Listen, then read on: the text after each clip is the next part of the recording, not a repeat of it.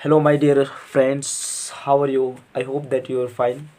दोस्तों, हम लोग फर्स्ट वीडियो लेक्चर्स में क्लास सेवन्थ की मैथ, ठीक है, पहला चैप्टर क्लास सेवन्थ की मैथ पूर्णांक अर्थात इंटीजर इंग्लिश में जिसे हम लोग कहते हैं, ठीक है। इस चैप्टर का हम लोग इंट्रोडक्शन वीडियो देख चुके थे, ठीक है। मैं अगेन आप लोगों से रिक्वेस्ट करना चाहूँगा कि जो भी फ्रेंड्स आप लोग फर्स्ट वीडियो लेक्चर को नहीं देखे होंगे तो आप लोग सबसे पहले उसको देख लीजिए, ठीक है।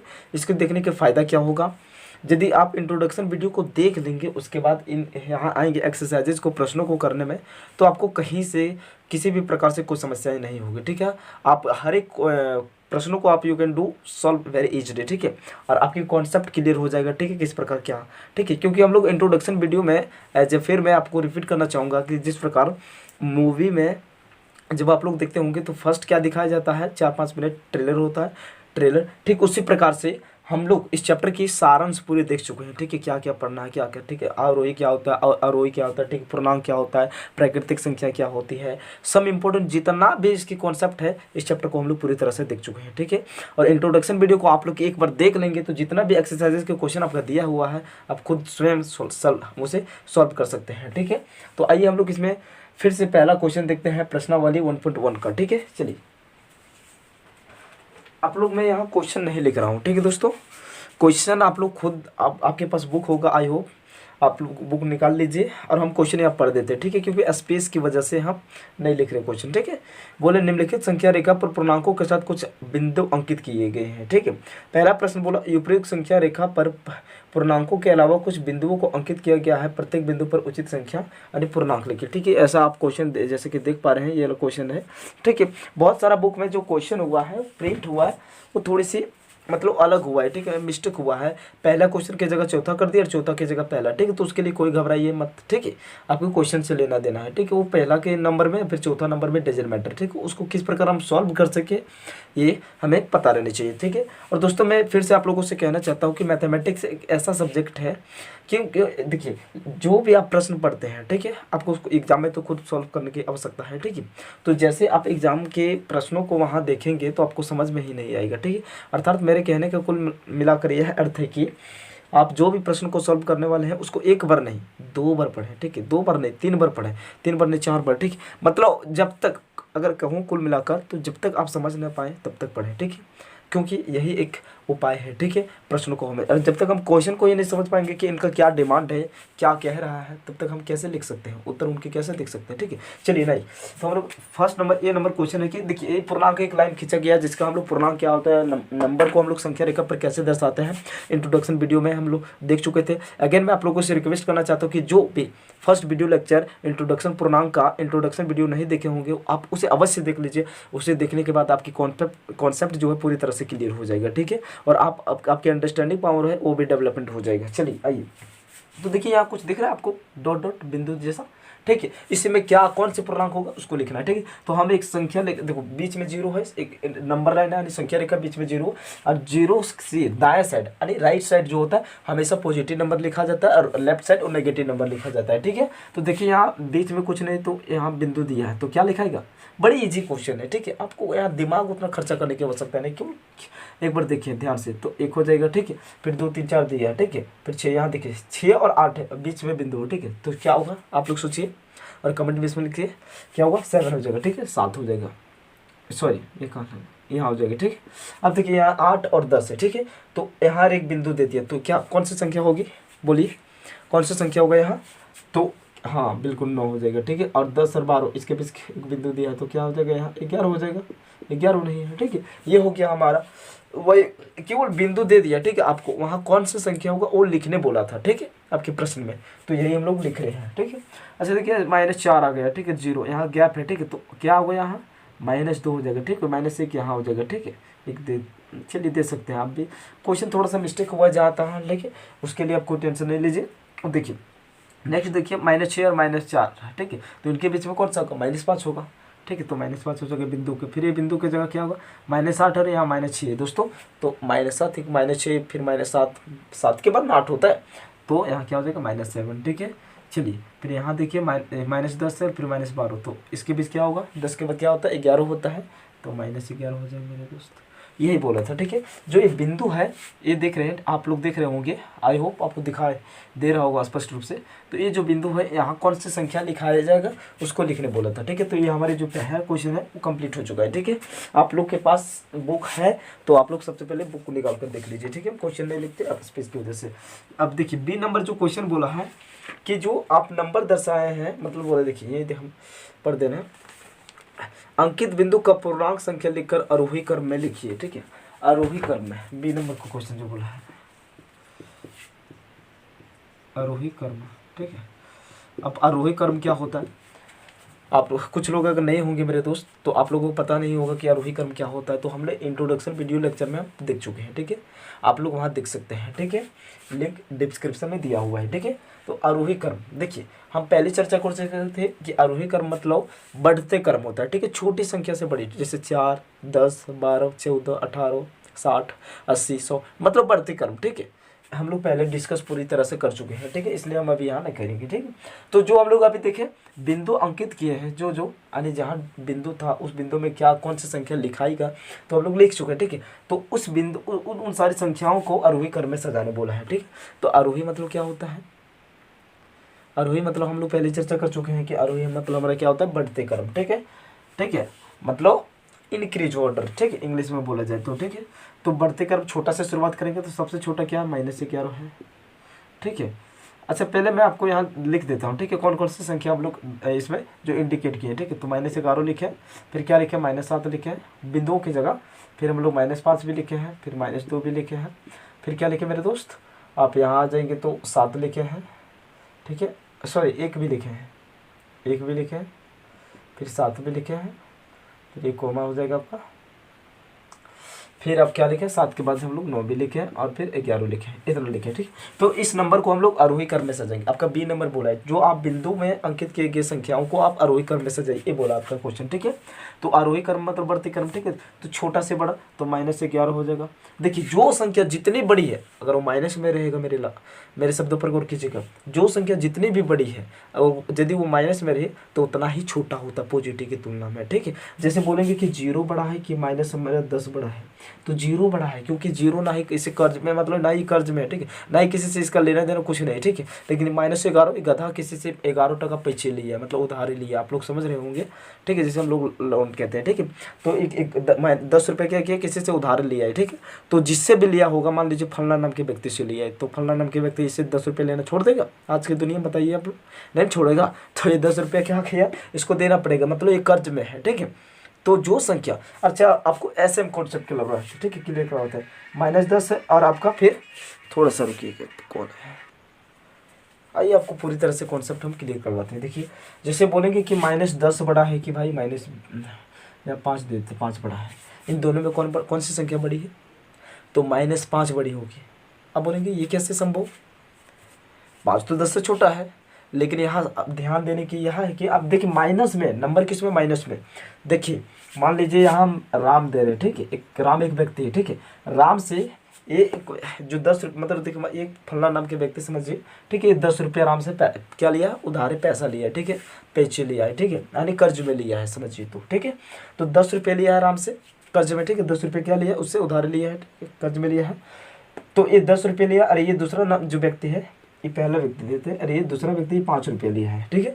तो इन दोनों में देखो ये 5 रुपया लिया राम से, अर्थात राम को इसे फिर कितना देना पड़ेगा, 5 रुपये देना पड़ेगा। लेकिन दूसरा व्यक्ति जो है ये 10 रुपया लिया है, तो राम को फिर इसे कितना देना पड़ेगा, 10 रुपये देना पड़ेगा, 10 रुपये देना पड़ेगा। तो इसका मतलब कौन ज़्यादा कर्ज में है, तो 10 वाला, तो इसका मतलब ये छोटा होगा, ठीक है। 5 से क्या होगा, क्योंकि ये 5 रुपया कर्ज में है, ये 10 रुपया, समझे। आई होप आपके कॉन्सेप्ट क्लियर हो चुके हैं कि एक मतलब माइनस वाली संख्या में कौन सी संख्या बड़ी होती है, कौन सी छोटी होती है, ठीक है।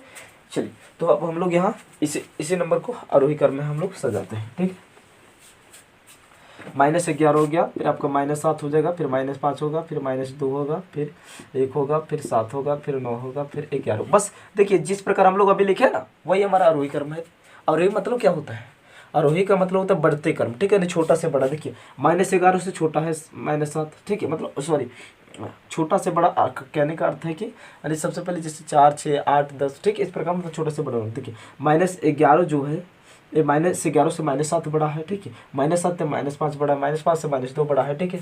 और -2 से फिर 1 बड़ा है, 7 बड़ा है, फिर 9 बड़ा है, 9 से 11 है। तो इस प्रकार ये क्या जा रहा है, बढ़ते क्रम में जा रहा है कि नहीं। तो यही हमारा आरोही क्रम हो गया। और दूसरा क्वेश्चन है कि यही संख्या को सी नंबर आपको क्वेश्चन है, बोला अवरोही क्रम में सजाइए। किस में बोला, अवरोही क्रम में। अब अवरोही क्या होता है, अवरोही मतलब हम लोग कल डिस्कस कर चुके थे इंट्रोडक्शन वीडियो में इंटीजर का, ठीक है। आप लोग अगर रिक्वेस्ट करते हैं कि आप लोग जो मेरे दोस्त नहीं देखे होंगे उससे पहले आप लोग देख लीजिए, ठीक है।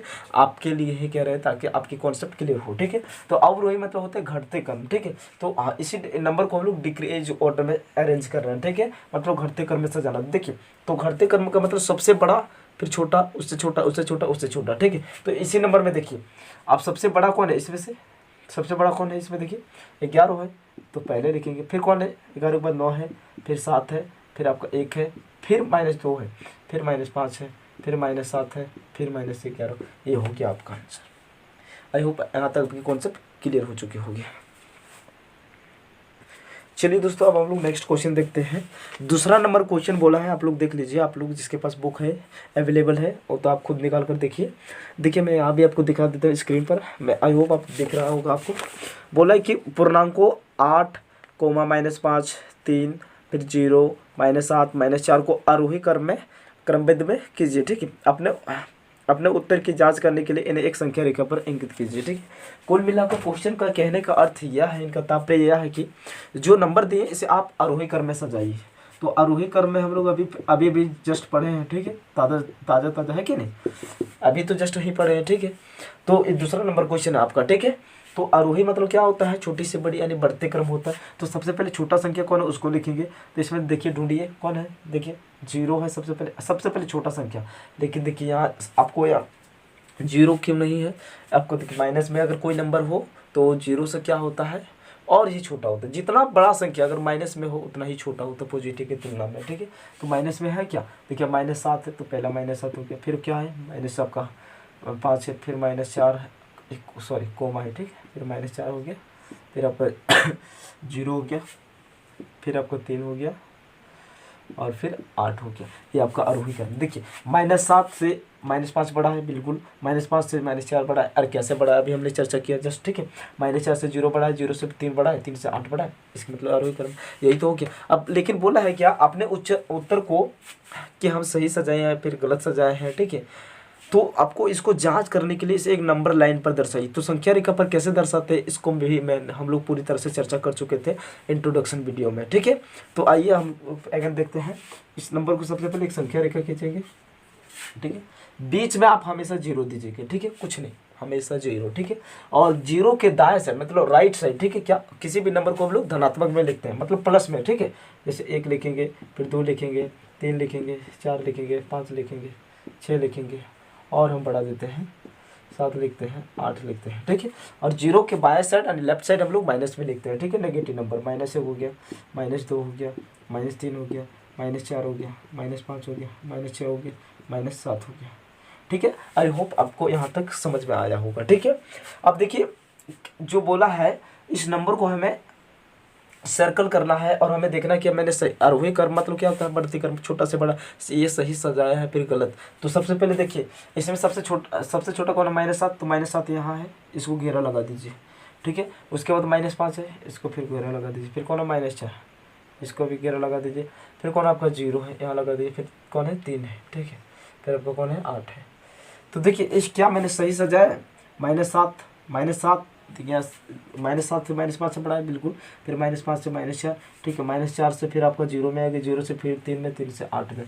तो इसका मतलब कहीं ऐसा नहीं हुआ कि -7 है, फिर -5 है, फिर -4 है, फिर यहाँ आपका 8 आ गया, फिर 0 आया, समझ रहे हैं, फिर ये 3 आया, ऐसा नहीं है। ये तो लगातार बढ़ते क्रम में जा रहा है। -7 से -5 आ गया, -5 से -4 आ गया, -4 से 0 आ गया, 0 से 3 आ गया, 3 से 5 सॉरी 8 हो गया। तो ये तो बढ़ते जा रहा है। तो यही हमारा आरोही क्रम है। और इसका मतलब देखिए ये बढ़ते जा रहा है, तो इसका मतलब हम लोग क्या इस सही सजाए आरोही क्रम में। आई होप यहाँ तक आपकी कॉन्सेप्ट क्लियर हो चुकी होगी, ठीक है, और आप समझ चुके होंगे, ठीक है। अब आइए हम लोग नेक्स्ट क्वेश्चन देखते हैं। तीसरा नंबर क्वेश्चन आपका है प्रश्नावली 1.1 का तीसरा क्वेश्चन, ठीक है। आप लोग देखो हम क्वेश्चन पढ़ते हैं। बोला किसी प्रश्नोत्तरी में, ठीक है, यानी क्यूज, ठीक है, जीके वाला आप लोग खेलते होंगे स्कूल में किसी भी यहाँ प्लेस में।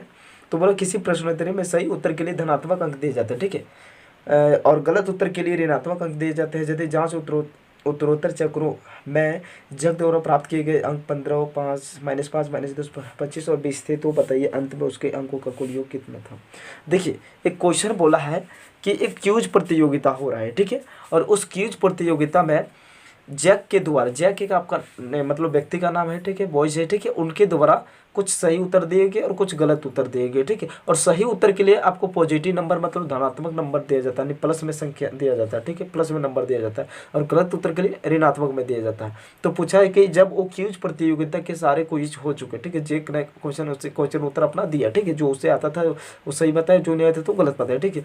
तो अब पूछा है कि जब जांच हुआ उस क्विज प्रतियोगिता का, तो बताइए उसमें जैक के द्वारा प्राप्त किए गए कुल कुल अंकों का योग कितना है, अर्थात कितना मार्क्स वो प्राप्त किया, कितने नंबर लाए, ठीक है। आप लोग होते हैं ना 100 में आप 60 मार्क्स लाते हैं, आप लोग स्कूल में एग्जामिनेशन होता होगा, क्या कि 7th में पढ़ रहे थे, इसका मतलब आप स्कूल में ही होंगे, ठीक है। तो जैसे 600 होता है तो 600 में 400 लाए, लेकिन अब तो आपका बोर्ड एग्जाम हो चुका, तो ऑब्जेक्टिव रहता है 100 मार्क्स रहता है, तो 100 में ग्रुप ए ग्रुप बी ऐसा होता है ना।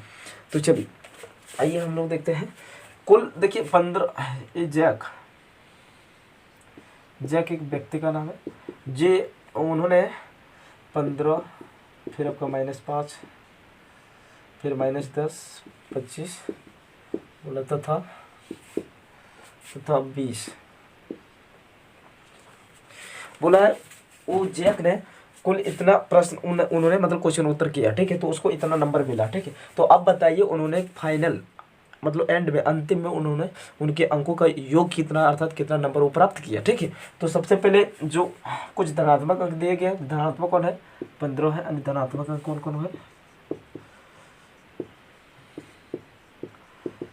ठीक है, 15 है प्लस फिर आपका 25 है प्लस सबको हम यही जोड़ देते हैं, ठीक है, और ऋणात्मक अंक, ठीक है,